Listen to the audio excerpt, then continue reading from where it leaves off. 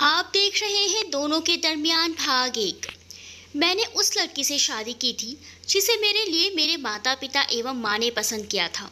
विवाह उपरांत शुरू में मुझे ऐसा लगता था कि अगर मेरे पालकों ने मुझे स्वयं चयन का अवसर दिया होता तो शायद मैं अपनी पत्नी होने का सौभाग्य अन्य लड़की को देता। विवाह हो चुका था, तब अनिच्छा होने पर भी परिवार के सदस्य विशेषकर माँ, पिताजी, बड़े भाई बहन की इच्छा को मान देना पारिवारिक परिपाटी थी। जैसे उस समय सब निभाते थे, वैसे मैंने भी अपना दाम्पत्य निभाना आरंभ कर दिया था। मेरे मन में एक कसक अवश्य रही थी कि काश मैं मुझे प्यार करने वाली किसी लड़की से शादी कर सकता। तब भी अपनी पत्नी के मेरे प्रति आदर एवं मेरी सेवा के समर्पण वाले भाव अनुभव करने के कारण मुझे उससे प्यार हो गया था। अन्य शब्दों में कहूँ तो प्यार करने वाली कोई लड़की से मेरी शादी तो नहीं हुई थी, मगर जिससे शादी हुई उसे मुझसे और मुझे उससे प्यार हो गया था। फिर क्या था, जैसे समाज में अन्य परिवार होते हैं वैसे ही एक मेरा परिवार हो गया था। तब कभी कभी मैं सोचता कि ठीक ही हुआ, अगर किसी से मैं प्यार में पड़ा होता तो उससे मेरी शादी होती, तो मुझे सदा उससे चाहे अनचाहे प्यार जताते दिखाना होता। उसके मन में मेरे लिए प्यार तो होता, मगर शायद ऐसा नहीं होता जैसे मेरी पत्नी के मन में मेरे लिए था। मेरी पत्नी के मन में मैंने मेरे लिए प्यार से भी अधिक श्रद्धा होना अनुभव की थी। हमारे 3 बच्चे हुए थे। यथा प्रकार पत्नी और मैंने उनका लालन पालन किया। समय गुजरता गया, बच्चे पढ़ लिख गए। बच्चों ने हमेशा अपनी माँ मुझे परिवार के प्रति समर्पित भाव से काम एवं सुविधाओं की फिक्र में लगा देखा था। इससे बच्चों में भी संस्कार अच्छे आ गए। वो हमें बहुत चाहते एवं हमारा आदर भी करते थे।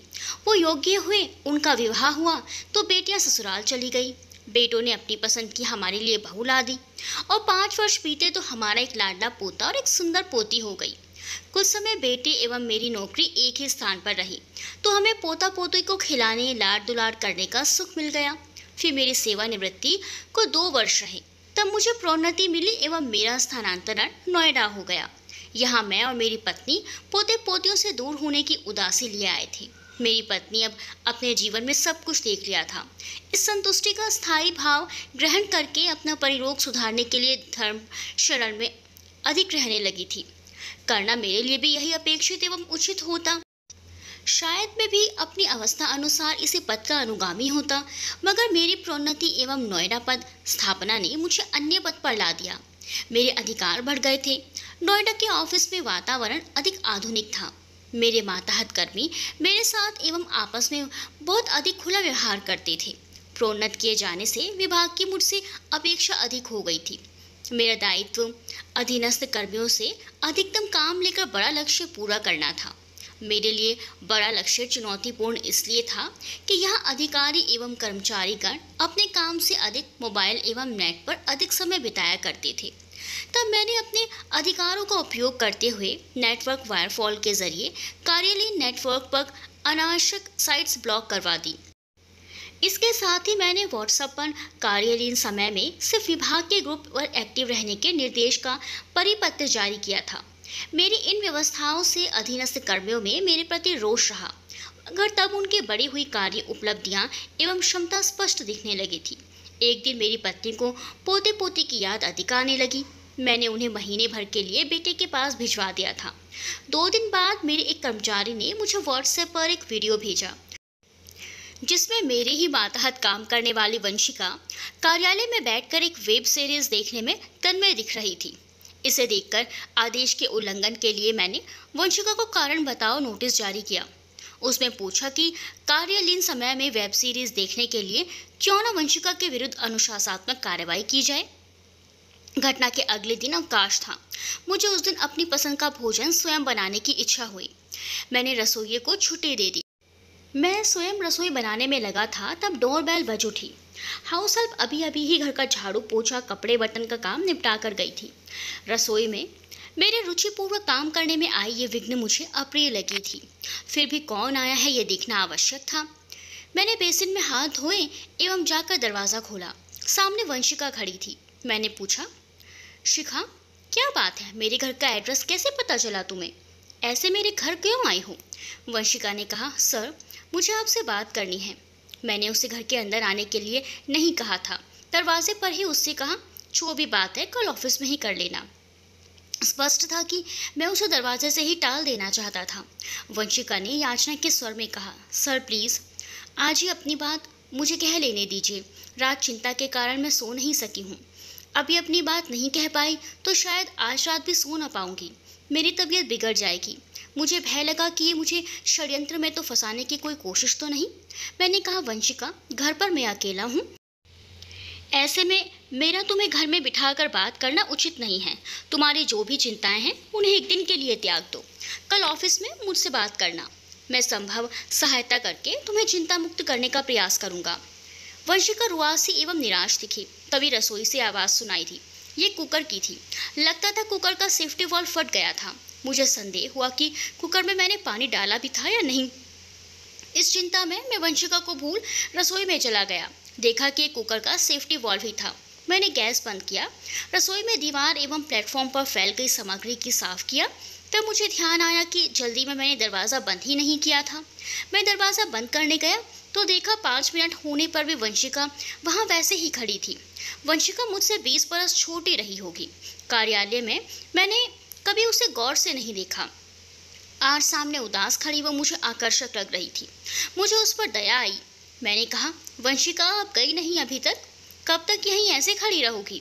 वंशिका ने कहा, सर मैं अपनी बात तो कल कह लूँगी, लेकिन अभी मेरी इच्छा आपकी सहायता करने की है। मैंने कहा, कैसी सहायता? वंशिका ने कहा, सर कुकर का सेफ्टी वॉल्व खराब हो गया लगता है। ऐसे में आपको भोजन तैयार करने में कठिनाई होगी। मैं आपके लिए भोजन बना देती हूँ। मैंने सोचते हुए कहा, नहीं कठिनाई कोई नहीं है, मेरी पत्नी बहुत सुघड़ है। उनकी रसोई में कई कुकर रहते हैं, मैं भोजन बना लूँगा। लेकिन चलो पहले मैं तुम्हारी बात सुन लेता हूँ। अब वंशिका के उत्तर ने मुझे अचंभित किया। उसने कहा, सर बात तो ऑफिस की है, अब कल वो ऑफिस में ही कर लूँगी। अभी मेरी रिक्वेस्ट ये है कि मुझे आज अपने हाथ से तैयार भोजन आपको खिला सकने का अवसर दें। ना जाने क्यों मेरा किसी षड्यंत्र का संदेह उस समय दूर हो गया था। मेरा स्वभाव स्त्री जाति को परेशान ना देखने का है। मैंने वंशिका की खुशी समझते हुए उसे अनुमति दे दी। मेरी अनुमति से उसने अपने पाँव मेरे घर में रखकर रसोई की तरफ बढ़ा दिए थे। ऐसा होते ही मेरा मन में दूसरी चिंता उठ खड़ी हुई कि सूने अकेले घर में मेरे साथ वंशिका के होने की बात मुझे पत्नी से छुपानी या बता देनी होगी। छुपाना तो ठीक नहीं था, तब परेशानी ये थी कि ये क्या कहकर उसे बताऊंगा। मैं इस दुविधा में था, तभी किचन से वंशिका की आवाज़ आई। वो पूछ रही थी, सर कुछ विशेष खाने की इच्छा है क्या आपकी? मैंने रसोई में गए बिना ही कह दिया, नहीं, उपलब्ध सामग्री में जो आप उचित समझे वो बना दीजिए, और हाँ आप भी यही खा सके इतना बना लीजिएगा।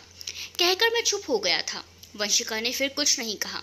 मैं सोचने लगा कि मैंने रसोइये को छुट्टी दी, उसे आराम देने और खुद अपने हाथ के खाने के लिए दी थी। आज संयोग मगर कुछ और ही होना था। मुझे भोजन वंशिका के हाथ का मिलना था। तब मेरा ध्यान अपनी पत्नी को कही जाने वाली बात पर पुनः चला गया था। मैंने उचित समझा कि बिना लाग लपेट के जो सच है वही मैं उन्हें बता दूंगा। हमारा कम नहीं 35 वर्षों का परस्पर परायण साथ था।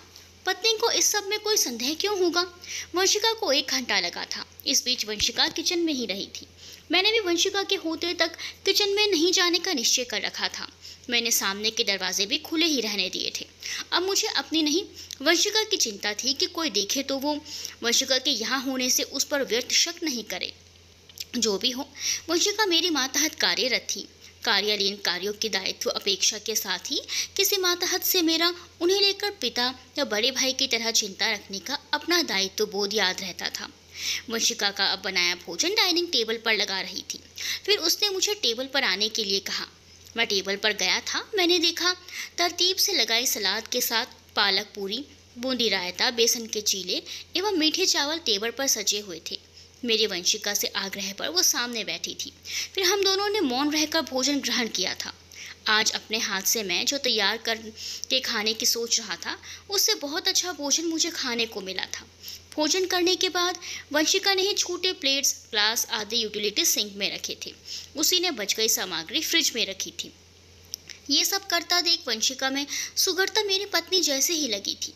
मैं जब सोच रहा था कि बिन कहे कोई बात कैसे कह दी जाती है, ये वंशिका को अच्छी तरह से पता है। तभी वंशिका ने मुझसे कहा, सर मुझे बहुत देर हो गई है, अब मैं जाऊंगी।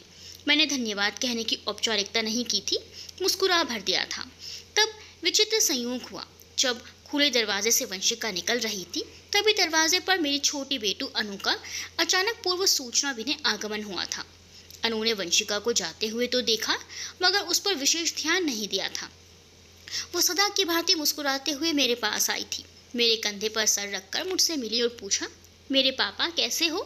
मैं अनु द्वारा वंशिका के देखे जाने की चिंता से स्वयं को अब तक उबार नहीं सका था। अनु के सहज व्यवहार ने मुझे इसमें सहायता की। अनु का सर चूंकि मेरे कंधे पर था, अतः वह मेरे मुख के असमंजस्य वाले भाव देख नहीं पाई थी। अनु के पीठ स्नेह से थपथपाते हुए मैंने उत्तर में प्रश्न किया, अनु, बिना बताए अचानक कैसे आई हो? सब ठीक तो है ना? अनु अब मेरे से अलग हुई, हंसते हुए बोली, पापा, आपको सरप्राइज देने के विचार से मैंने आपने आने के बारे में नहीं बताया। फिर चुप होकर अनु मेरे मुख को निहारने लगी। मेरी स्थिति बड़ी ही विषम हो रही थी। मुझे सरप्राइज देने की कोशिश में वंशिका को मेरे साथ अकेले में देखना स्वयं अनु के लिए सरप्राइज हो गया। मुझे ये विचार परेशान कर रहा था। निश्चित ही मैं परेशानी के ये भाव अनु से छुपा नहीं पाया था। मेरी बेटी ने शायद अपने पापा की विषम स्थिति के प्रति संवेदना अनुभव की थी। अनु ने जैसे मेरी मदद की हो, उसने मुझसे दृष्टि हटाते हुए मेरे कुछ कहने की प्रतीक्षा नहीं की और कहा, पापा, मेरी एक फ्रेंड है, उसे डेंगू की खतरनाक हो जाने से 3 दिन से यहाँ हॉस्पिटल में भर्ती है। मैं उससे ही मिलने, उसे देखने आई हूँ। मेरे पास घर की अतिरिक्त चाबी है, अतः मैंने आप घर पर होंगे या नहीं इसकी चिंता नहीं की। अब तक मैं अपनी मनोस्थिति ठीक कर सका था। मैंने उसका ट्रॉली बैग लिया और बेडरूम की तरफ बढ़ते हुए पूछा, अभी स्नान करोगी या भोजन करना पसंद करोगी? अनु ने कहा, हल्का शावर ले लेती हूँ। माँ यहाँ नहीं है, पता होने से मैं टिफिन घर से चलते हुए साथ लाई हूँ। वॉशरूम से आकर खा लेती हूँ। फिर पूछा, आपने भोजन किया या नहीं? अनु के प्रश्न सहज थे, चोर मेरे मन में था। मैं उसके सहज प्रश्नों से परेशान हो रहा था। दुविधा में ये नहीं बता पाया कि मैंने वंशिका के साथ भोजन कर लिया है। कुछ पल के विलंब से मैंने कहा, अनु, मैंने अभी ही भोजन किया है। तब अनु वॉशरूम में चली गई थी। मैं सोफे पर आकर ढह गया था। सोच रहा था कि मैंने कुछ किया ही नहीं है। वंशिका मेरे बुलाने पर तो आई नहीं थी। वंशिका ने भोजन भी अपनी इच्छा से बनाया और खिलाया खाया भी। इसमें कौन सी बुरी बात की मैंने कि मुझ पर अपराध बोध यूँ हावी हो रहा था। मैंने धिक्कार ज्ञापित किया व्यर्थ की समाज मर्यादाओं पर, जो पुरुष स्त्री के सहज मिलने पर भी प्रश्न खड़ा करती है। अनु के वॉशरूम से आने से पहले मैंने तय कर लिया कि उसके द्वारा कुछ पूछते ही मैं वंशिका को लेकर सब सच कह दूंगा। अनु आई तो बैग से निकाला गया टिफिन उसके हाथ में था। मैंने कहा, अनु, ये तुम अभी फ्रिज में रख दो, डिनर में इसे हम साथ में खा लेंगे। अभी फ्रिज में रखा भोजन ले लो, तुम्हें खाना अच्छा लगेगा। अनु ने कहा, ठीक है पापा। फिर वह रसोई में गई थी। उसके पीछे पीछे मैं भी था। अनु क्रॉकरी लेने रखने यूटिलिटी सिंक में गई। वो सिंक में प्लेट्स आदि इतनी थी जिसने साफ किया था, और इस बात की चुगली हो रही थी कि अभी ही 2 लोगों ने साथ भोजन किया है। फ्रिज में रखा भोजन भी किसी कुक के हाथ का नहीं, अभी तो किसी गृहिणी के हाथ का बना लग रहा था। अनु ने अपने लिए उसमें से भोजन लिया और डाइनिंग टेबल पर आकर खाना शुरू किया। मैं भी उसके सामने बैठ गया था। भोजन करते हुए अनु ने कहा, भोजन बहुत स्वादिष्ट है। तब मैंने फ्रिज से निकालकर कुछ और सामग्री माइक्रोवेव में गर्म की थी, फिर अनु के लिए ले आया था। मैंने अनु को स्नेह और आग्रह से ज़्यादा खिला दिया था। अब इसके बीच मेरी बेटी ने मेरा अपने पापा का मान एवं मुझ पर विश्वास बने रहने दिया था। अनु ने देखा तो बहुत कुछ था, मगर प्रत्यक्ष में उस पर कोई शंका या गलत प्रश्न नहीं किया था। ये मुझे पता नहीं कि उसके मन में क्या था। उसके भोजन कर लेने के बाद मैंने कॉफ़ी बनाई थी। कॉफ़ी साथ पीते हुए मैंने स्वतः ही वंशिका को लेकर वो सब सच बता दिया था। सुनकर सरलता से अनु ने इसे सच मान लिया और कहा, पापा, वंशिका निश्चित ही अपने विरुद्ध कार्रवाई से डरी हुई है। आप कल उस पर से कार्रवाई की लटकाई तलवार हटा लेना। अनुशासन आवश्यक तो है, मगर उसने जो किया है उतनी अनुशासनहीनता तो अब बहुत सामान्य बात है। मैंने सहमति में सर हिला दिया था। तब अनु अपनी फ्रेंड से मिलने गई थी एवं मिलकर वापस आई थी। उसकी फ्रेंड की हालत में अब काफ़ी सुधार हो गया था। अगली सुबह अनु चली गई थी। उस दिन मैं अपनी उत्सुकता सहित ऑफिस गया था कि अनुशासनात्मक कार्रवाई से बचने के लिए वंशिका मुझसे किन शब्दों में प्रार्थना करती है। हालांकि मैं उसके द्वारा दिए किसी भी स्पष्टीकरण को अनदेखा कर वंशिका पर कोई कार्रवाई ना करने का मन बना चुका था। वंशिका जब अगले 3 घंटे स्वयं मेरे कक्ष में नहीं आई तो मैंने ही उसे बुलवाया था। वो कल वाली दयनीय स्थिति में नहीं लग रही थी। आज उसके मुख पर आत्मविश्वास झलक रहा था। मैंने उसे बैठने को कहा तो वो सामने बैठ गई। फिर मेरे पूछने के पहले ही बोलने लगी। सर, कल आपके घर आना मेरे लिए नए तरह का अनुभव रहा, जिसमें मैं सच कहूँ तो मुझे आपसे स्नेह सा हो गया है। कल मैं अपने पर कार्रवाई नहीं करने की याचना लिए आपके घर आई थी। आज मुझे इसका विचार नहीं है। मैंने आपको अत्यंत जिम्मेदार तरह का व्यक्ति पाया है। आज मैंने अपना स्पष्टीकरण गोपनीय लिफाफे में जमा कर दिया है। आप मुझ पर जो भी कार्रवाई करेंगे वो मुझे स्वीकार होगी। मैं अपने कर्तव्य निर्वहन में कोई अड़चन नहीं होना चाहती हूँ।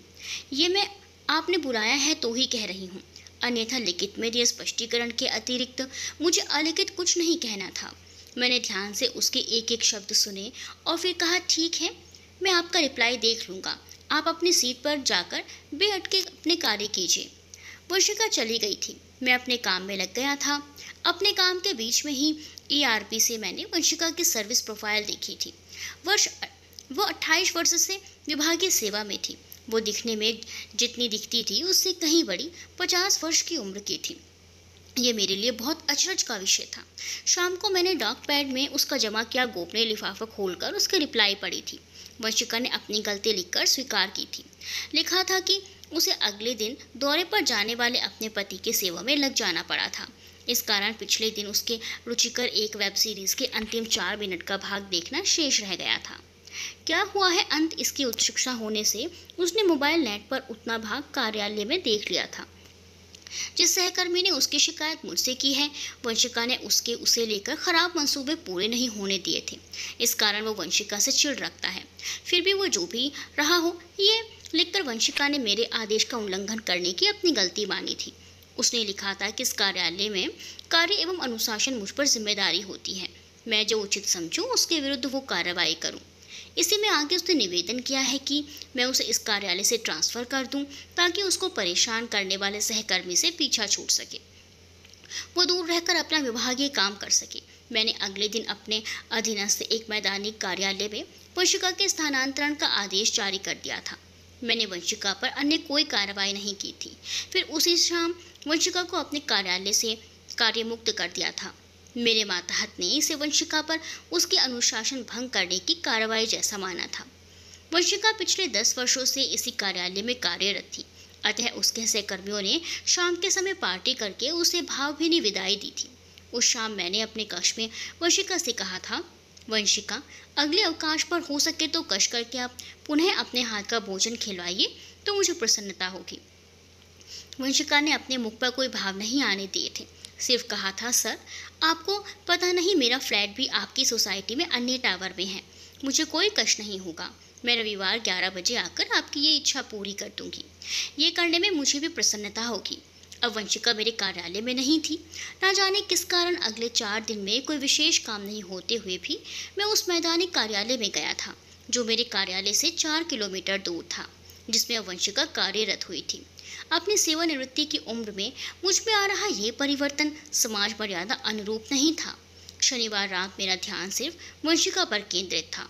मुझे वंशिका को लेकर जो कुछ हुआ था उसे प्यार निरूपित करना ही उचित शब्द था। ऐसा क्यों हुआ, इसका कारण मैंने अपने मन में टटोला था। मुझे कारण 2 मिले थे। एक उसका 5 मिनट तक मेरे दरवाजे पर खड़े रहना, दूसरा वंशिका के द्वारा अपनी कही बात में मुझसे प्यार होना कहा जाना। सच लिखूं तो उस रात अगले 3 घंटे मुझे नींद नहीं आई थी। जीवन में पहली बार मुझे किसी लड़की से प्यार होने की, पत्नी से तो मेरा पत्नी रूपी प्यार होने पर हुई थी, अनुभूति हुई थी। मैं वंशिका को लेकर रोमांटिक ख्यालों में खो गया था।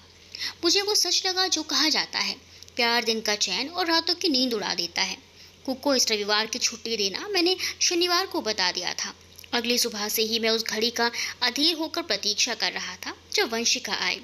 मैं ही चाहता था, मगर ना जाने क्यों हाउस हेल्प आज ज़्यादा तल्लीनता से घर की सफाई कर रही थी। मैं उस दिन ये चाहता था कि वो जल्दी जाए ताकि जब वंशिका आए तो हम दोनों के अतिरिक्त घर में कोई ना हो। इसे हम Murphy's law, anything that can go wrong will go wrong कहा जाता है। अर्थात रोज़ जो होता है हमारे चाहे जाने वाले दिन वैसा नहीं होता है। तब मुझे प्रतीक्षा 2 बातों की थी कि कब मेड घर का काम करके जाए और उसके जाने के बाद कब वंशिका आए। ये दोनों ही बातें एक साथ हुई थी। हाउस हेल्प काम करके दरवाजे से निकल रही थी, तभी वंशिका दरवाजे पर आई थी। मेड ने मेरे ना चाहने पर वंशिका का मेरे घर आना देख लिया था। हाउस हेल्प ने शिखा को पहचान ली जाने की दृष्टि से देखा था। उसने पीछे पलटकर मुझे भी भेदपूर्ण दृष्टि से देखा था, फिर चली गई थी।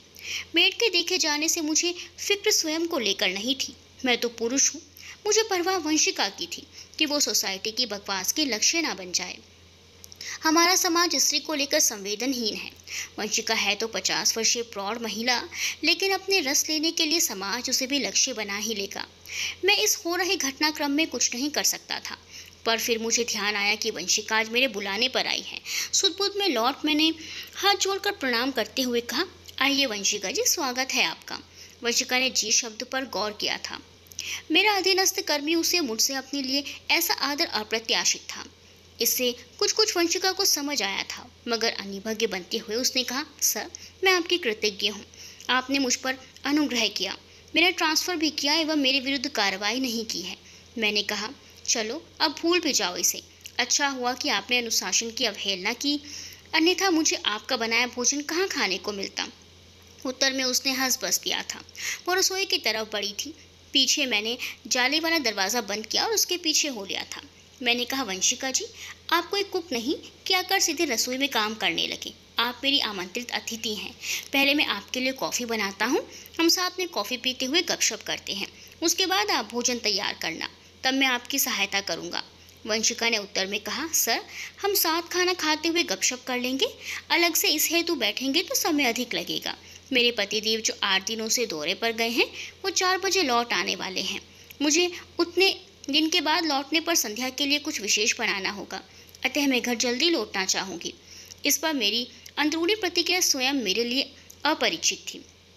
मुझे हम दोनों के बीच वंशिका के पति नाम का प्राणी की चर्चा दाल भात में मूसलचंद जैसी लगी थी। मैंने स्वयं अपने को समझाया कि यार तू दादा बन चुका बूढ़ा आदमी यूँ नवयुवा जैसा नहीं चढ़।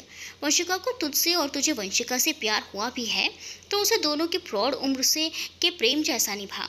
वंशिका के पति नाम से चिढ़ने वाला तू, तेरे 3 बच्चे की माँ तेरी भी एक पत्नी है, तो ये क्यों भूलता है। इस बीच वंशिका भोजन बनाने की सामग्री एवं बर्तन देखने लगी थी। मेरी चुप्पी अनुभव कर उसने बिना मुझे देखे पूछा, क्या सोचने लगे सब। वंशिका को देखकर मुझे अच्छा लगा कि वो मुझे देख नहीं रही, वरना मेरे मन के चोर को मेरे मुख से भाप जाती। मैंने कहा, वंशिका आप संकोच में रह गई, मुझे ये पहले बता देती तो आज आपको यूँ कष्ट नहीं देता। वंशिका ने कहा, कोई नहीं सर, मुझे अपने लिए भी भोजन बनाना तो था ही, साथ आपके लिए भी बन जाए तो मेरे लिए आनंद अनुभूति ही है। आपके दिए सहारे से आपकी ऋणी में थोड़ा तो ऋण उतारूं आपका। मैं वंशिका के प्रेमी से वापस जिम्मेदार प्रौढ़ व्यक्ति बन गया था। मैंने उसके कृतज्ञ भाव की किसी नीच व्यक्ति की तरह कीमत वसूलने की कोशिश नहीं की। कोई अन्य शायद इतनी बात पर उसे बाहों में ले लेता, चाहे इससे वंशिका का उस पर किया विश्वास उठ जाता। मुझ में विवेक बोध था। अपने अधिकार के प्रयोग से एक सामान्य विभागीय प्रक्रिया के माध्यम से मैंने वंशिका को अपना कुछ नहीं दिया है, ये समझता था। वो मेरी ऋणी होना अनुभव करे, मैं ऐसी कोई बात नहीं देख रहा था। सब सोचते हुए मैंने कहा, यदि आपको परेशानी ना लगे तो मैं खाना बनाने में आपकी हेल्प करूं?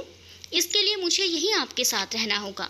वंशिका ने कहा, सर मुझे आपसे कोई खतरा नहीं है। मैंने पिछली बार ही ये अनुभव कर लिया था कि जब आपने घर में अकेले होने पर मुझे घर में घुसने नहीं दिया था, फिर मेरे घर में आने पर भी बाहरी दरवाज़ा खुला रखा था। मेरे रहते तक किचन में नहीं आए थे। आपके इस मर्यादित व्यवहार ने ही मेरे मन में आपके लिए श्रद्धा एवं प्यार पैदा कर दिया था। अगले दिन इसे मैंने ऑफिस में कहकर बता भी दिया था। मैं जानती हूँ कि आप मेरी श्रद्धा एवं प्रेम को अपनी और मेरी गरिमा का ध्यान रख निभाएंगे। स्पष्ट है, वंशिका ने मेरी और अपने बीच मर्यादा की लक्ष्मण रेखा खींची हुई थी। अगर मैं टुच्चई से इसे पार करने का अनाधिकृत प्रयास करता तो वंशिका का मेरे प्रति प्रेम भस्म हो जाता। अब मुझे ये भी स्मरण आया कि उस दिन अनु आई थी। अनु ने मेरे पिता होने के मान को बनाए रखते हुए वंशिका को देखकर भी मुझ पर संदेह करने वाली कोई बात नहीं कही। यह पूछी थी, अनु से किसी अपने का आदर कैसे रखा जाता है, ये अनुकरणीय बात सीखकर मुझे वंशिका की गरिमा एवं माया बनाए रखना था। वंशिका ने भोजन तैयार करना आरंभ कर दिया था। मेरे पर दृष्टि डालते हुए मुझे चुप देखकर कहा, सर आप बीच बीच में कहीं खो जाते हैं क्या? मैंने बात बनाते हुए कहा, आपसे भोजन ही अच्छा नहीं बनाती, अपितु इतना अच्छा बोलती भी हैं। कि मुझे आपके हर शब्द की प्रशंसा करने का मन होता है। मैं कहता नहीं हूँ, मन ही मन प्रशंसा करने लगता हूँ, अतः कभी चुप हो जाता हूँ। वंशिका हंसी थी। फिर कहा, आप एक फाइबर चेयर लेकर यहीं बैठ जाएं। मुझे अपने परिवार के बारे में बताएं। काम करते हुए मैं अभी सब सुनना चाहती हूँ। मैंने कहा, हाँ ये ठीक रहेगा। फिर मैं एक चेयर लेकर बैठ गया। वंशिका ने पूछा, सर, पिछली बार मैं जब जा रही थी तो एक लड़की आई थी, वो आपकी बेटी है क्या? उसकी शक्ल आपसे मिलती है। मैंने कहा, हाँ वंशिका जी, वो मेरी छोटी बेटी अनु है। वंशिका ने पूछा, पिछली बार मुझे घर से निकलते देखकर अनु ने हम पर कोई संदेह तो नहीं किया? मैंने कहा, वंशिका जी, उसने जन्म से अब तक मुझे एक जिम्मेदार पापा देखा है। वो मुझ पर अविश्वास नहीं करती है। उस दिन अगर उसे संदेह भी हुआ होगा तो वो अपने पापा का मान रखना जानती है। बिना ठोस आधार के वो कोई हल्की बात नहीं कर सकती। उसने उस दिन मुझसे कुछ पूछा नहीं था, मैंने ही अपनी ओर से सब बताया था। उसके मन में तब आपको लेकर संवेदना थी। To be continue.